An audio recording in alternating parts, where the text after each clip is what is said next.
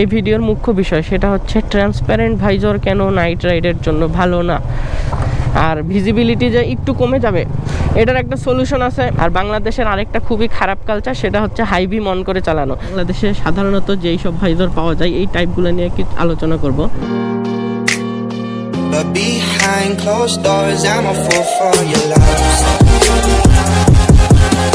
Hello beautiful people, আসসালামু আলাইকুম। Welcome back to my channel and welcome to this moto vlog as well.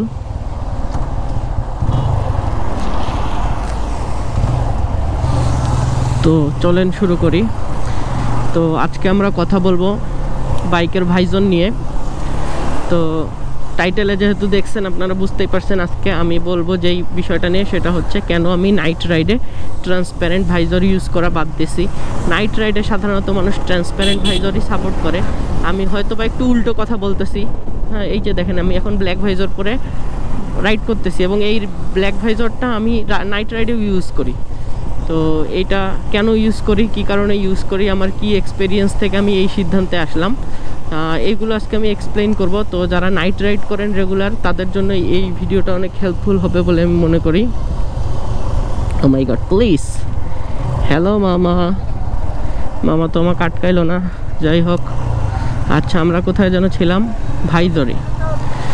তো শুরুতে আমি কয়েকটা টাইপের ভাইজর নিয়ে আলোচনা করব। সব টাইপ নিয়ে তো আলোচনা করলে ভিডিও অনেক বড় হয়ে যাবে। বাংলাদেশে সাধারণত যেই সব ভাইজর পাওয়া যায় এই টাইপগুলো নিয়ে কি আলোচনা করব।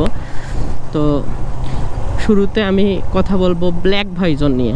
ব্ল্যাক মানে আমি চারটা ভাইজর নিয়ে কথা বলবো: black visor, smoke visor, tint visor আর ট্রান্সপারেন্ট ভাইজর। এই চারটা ভাইজর সম্পর্কে আমি বলবো এবং এগুলোতে কোনটা কি সুবিধা আছে, কি খারাপ দিক আছে এগুলো বলবো। তো আপনার ডিসাইড করতে সুবিধা হবে এবং আমি কেন হচ্ছে এই ভাইজরটা ডিসাইড করছি, এইটা কোন ক্যাটাগরির ভাইজর, হ্যাঁ, এইটা আমি এক্সপ্লেন করব আমার লজিক থেকে। তো শুরুতে আমরা কথা বলবো ব্ল্যাক ভাইজর নিয়ে। ব্ল্যাক ভাইজর বলতে যেটা হচ্ছে শুধু ব্ল্যাক ভাইজর বলে যেটাকে, এটা হচ্ছে অ্যাকচুয়ালি আপনার সানগ্লাসের মতো, আর কিছুই নাই। এটার মধ্যে আলাদা কোনো মেকানিজম নাই বা আলাদা কোনো ফিচার নাই। তো এই ভাইজরটা আপনার নাইট রাইড করার জন্য অ্যাপ্রোপ্রিয়েট না। আর হচ্ছে আমি যেটা ইউজ করতেছি এটা কিন্তু ব্ল্যাক ভাইজর না, এটা হচ্ছে টিন্ট ব্ল্যাক। আচ্ছা, এগুলোতে আমরা পরে আসতেছি। তো যেটা বললাম সেটা হচ্ছে যেটা black visor. Oh my god, বৃষ্টিতে রাইড করতে ভালোই লাগে। একটা কোটেশন আছে যে if you don't ride in rain don't ride. তো বৃষ্টিতে রাইড করার কিছু সেটব্যাকস আছে, কিন্তু সেটব্যাকসগুলো যদি আপনি কভার করতে পারেন সেই ক্ষেত্রে আপনি খুবই সুন্দর একটা ফিলিংস পাবেন বৃষ্টিতে রাইড করে।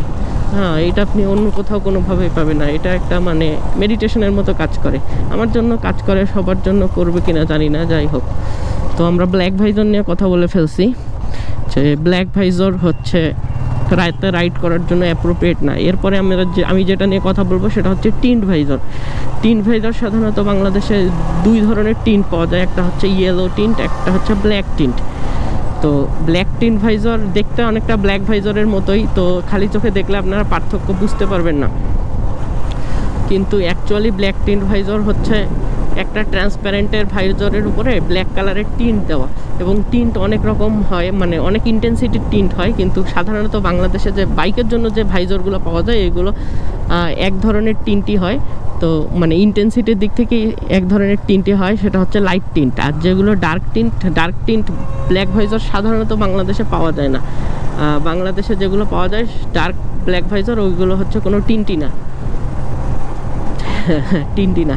যাই হোক, তো ব্ল্যাক টিন্ট হচ্ছে একটা অ্যাপ্রোপ্রিয়েট ভাইজর রাতে রাইড করার জন্য, কারণ এটার ভিজিবিলিটি হচ্ছে একদম ব্ল্যাক ভাইজরের মতো অত খারাপ না, ব্ল্যাক ভাইজরের থেকে অনেক বেটার, কিন্তু ট্রান্সপারেন্ট ভাইজরের মতো অত ভালো না। কিন্তু এটার যে সুবিধাটা পাওয়া যায় সেটা হচ্ছে ট্রান্সপারেন্ট ভাইজরের রিফ্লেকশন অনেক বেশি হয় আর ব্ল্যাক ভাইজরের রিফ্লেকশন অনেক কম। এটা নিয়ে আমরা এই রিফ্লেকশন নিয়ে আমরা সামনে আলোচনা করব যখন আমরা ট্রান্সপারেন্ট ভাইজর নিয়ে কথা বলবো। তো এরপরে আমি চলে যাই ইয়েলো টিন্টে। ব্ল্যাক টিন্ট নিয়ে কথা বললাম, আর আমি যে এখন যে ভাইজরটা ইউজ করতেছি এটা একটা ব্ল্যাক টিন্ট। আচ্ছা, তারপরে ইয়েলো টিন্টও হচ্ছে অনেক ভালো, এবং যেটা অ্যাকচুয়াল ইয়েলো টিন্ট সেটা হচ্ছে আপনার নাইট ভিশনের মতো কাজ করবে এবং প্রপার নাইট ভিশন দিবে যদি অ্যাকচুয়াল ইয়েলো টিন্ট হয়। আর হচ্ছে বাংলাদেশে সাধারণত ইয়েলো টিন ভাইজর দেখা যায় না, কিছু কিছু হাফ ফেস হেলমেটে আমি দেখছি, যেমন ইয়োহির হাফ ফেস হেলমেটে সম্ভবত দেখছি ইয়েলো টিন্টের অপশন আছে, কিন্তু ওই ভাইজরগুলো এত কোয়ালিটিফুল না, যেহেতু হেলমেটগুলোই অনেক কম দামি। তো ওই ভাইজর আমি ইউজ করে দেখছি, ওইগুলোতেও তাড়াতাড়ি স্ক্র্যাচ পড়ে, কিন্তু এমনিতে হচ্ছে সাধারণত ট্রান্সপারেন্ট ভাইজরের থেকে ওইটা বেটার ইয়েলো টিন্ট। আপনি যদি কোয়ালিটিফুল ইয়েলো টিন্ট ম্যানেজ করতে পারেন দেন ওটা অনেক ভালো, ওটা নাইট রাইডের জন্য একদম প্রপার একটা ভাইজর। তো এরপরে আমরা চলে যাব স্মোক ভাইজর নিয়ে। স্মোক ভাইজরও সাধারণত অনেক রকম হয়, ডার্ক স্মোক, লাইট স্মোক, কিন্তু বাইকের ভাইজরের ক্ষেত্রে ডার্ক লাইটের অপশনগুলো থাকে না।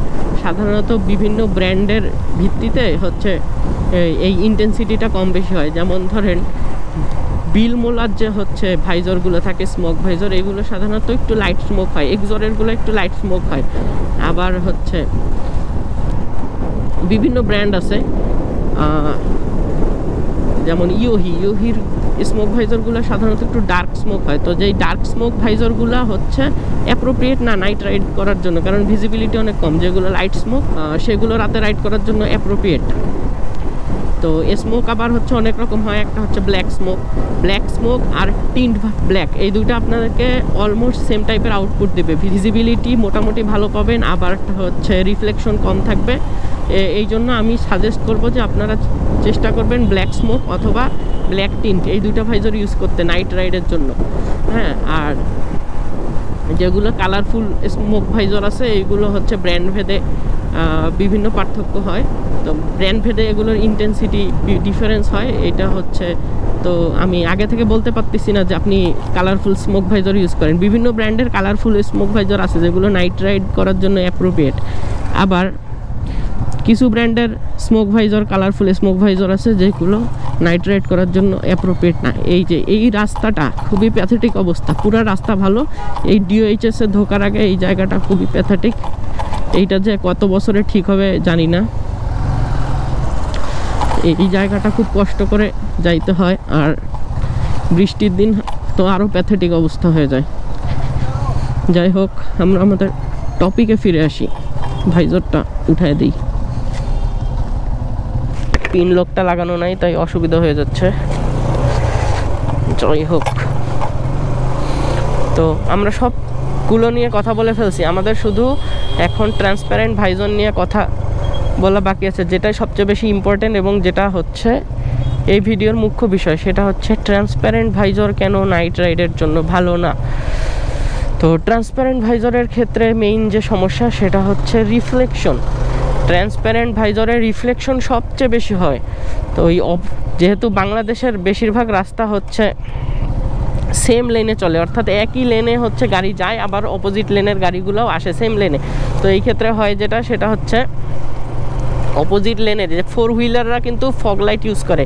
আর বাংলাদেশের আরেকটা খুবই খারাপ কালচার, সেটা হচ্ছে হাই বিম অন করে চালানো।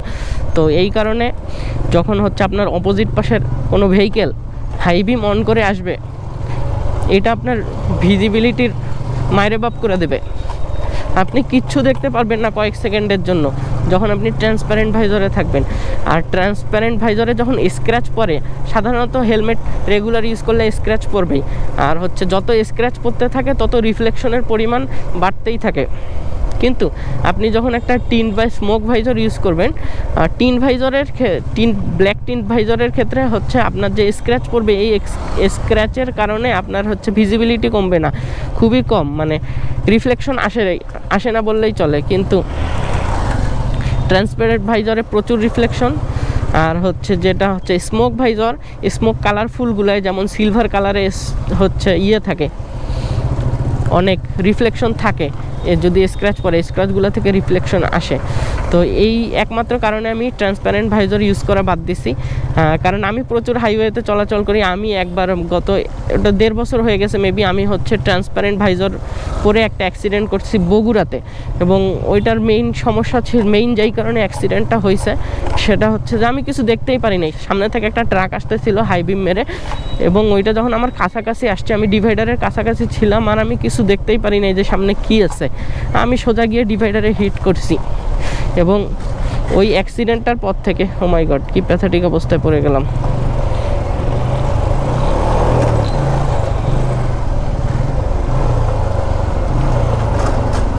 আচ্ছা কোথায় ছিলাম জানো, অ্যাক্সিডেন্টে।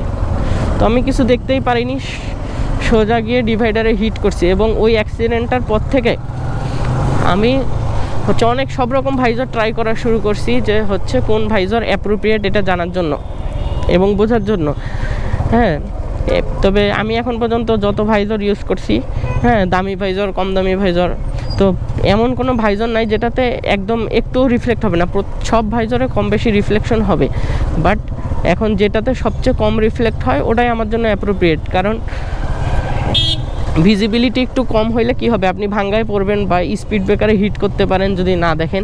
হ্যাঁ, এই ক্ষেত্রে আপনার বাইকের ক্ষতি হবে। কিন্তু আপনি যদি কোনো কিছু দেখতেই না পারেন রিফ্লেকশনের কারণে, তাহলে অ্যাক্সিডেন্ট হয়ে গেলে আপনার নিজের ক্ষতি হবে, আর ভিজিবিলিটি যে একটু কমে যাবে। এটার একটা সলিউশন আছে, সেটা হচ্ছে হাই পাওয়ারের হেডলাইট ইউজ করা। আমি এখন 800 টাকা দামে একটা হেডলাইট ইউজ করি, M8। তো এই হেডলাইটটার আলো মোটামুটি ভালো, এবং টিন ভাইজরের সাথে নাইটে রাইড করতে আমার এখন আর কোনো অসুবিধা হয় না। তো আপনারা চাইলে এই হেডলাইটটা ইউজ করতে পারেন, অথবা এর চেয়ে ভালো কোনো হেডলাইট ইউজ করেন। যখন হেডলাইটের পাওয়ার ভালো হবে তখন টিন ভাইজরে ইউজ করলেও আপনার ভিজিবিলিটি নিয়ে কোনো প্রবলেম হবে না। তো অনেক কথা বলে ফেললাম, এই ভিডিওটা হয়তো একটু বড় হয়ে গেছে, কারণ আমার লজিকগুলো এক্সপ্লেইন করতে গিয়ে আমাকে অনেক কিছু বলতে হয়েছে। তারপরে আরও অনেক কিছু বলা যায়, তো আমি চেষ্টা করছি যতটুকু সম্ভব ভিডিওটা ছোট রাখার জন্য। তো আমার এই ফাইন্ডিংসগুলো শেয়ার করা দরকারি বলে আমি মনে করছি, কারণ যারা নাইটে রাইড করে তাদের আসলে এটা জানা খুবই দরকারি। কারণ আমি যেই সমস্যাটা ফেস করছি, আমি চাই না ওই সমস্যাটা অন্য কেউ ফেস করুক। আর আমার ফাইন্ডিংসের সাথে আপনাদের কোনো দ্বিমত থাকলে সেটা জানাবেন। হ্যাঁ, আমরা এগুলো নিয়ে আবার রিসার্চ করবো ইনশাল্লাহ, নেক্সটে আবার কোনো ভিডিওতে কথা বলবো। বাট এই 1-1.5 বছরে আমি বিভিন্ন ভাইজার ট্রাই করে যে এক্সপিরিয়েন্সটা হয়েছে, যেটা আমার ঠিক মনে হয়েছে, নাইট রাইডের জন্য অ্যাপ্রোপ্রিয়েট মনে হয়েছে, সেটা আমি আপনাদের সাথে শেয়ার করলাম। সো আশা করি ভিডিওটা আপনাদের কাজে লাগবে। সো আজকের মতো এখানেই শেষ করতেছি। So tata guys, don't forget to live your dreams, we live only once. Bye by.